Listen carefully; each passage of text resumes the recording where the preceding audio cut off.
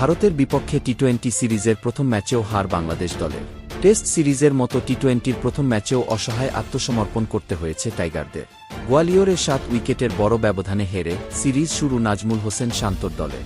এমন হারের পর আলোচনায় বাংলাদেশের পরের 2 ম্যাচের পারফরম্যান্স নিয়ে। দ্বিতীয় টি-20 ম্যাচে আগামী 9 অক্টোবর দিল্লিতে মাঠে নামবে 2 দল।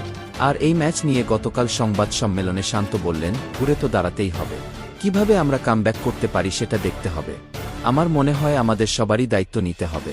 গোয়ালিয়রে পুরো ইনিংসেই বাংলাদেশের হয়ে টি-20-র আদর্শ ব্যাটিং করা হয়নি কোনো ব্যাটারের। পঞ্চম ওভারে বরুণ চক্রবর্তীর বলে 2-4 এবং 1-6 আদায় করে নিয়েছিলেন তাওহিদ হৃদয় ও নাজমুল শান্ত। পুরো 20 ওভারের ম্যাচে বাংলাদেশের টি-20 সুলভ খেলা দেখা গিয়েছে ওই একবারই। এর আগে বাংলাদেশের 2 ওপেনারকে ফিরিয়েছিলেন আরশদীপ। এরপর থেকে মোটা দাগে ভারতের বোলিং লাইনআপের সবাই সফল হয়েছেন বাংলাদেশের বিপক্ষে। ফলাফল হিসেবে বাংলাদেশ অলআউট হয় 127 রানে ইনিংসের 1 বল বাকি থাকতে। শান্ত মনে করেন তার দলের এই সিরিজেই ভালো করার সামর্থ্য আছে।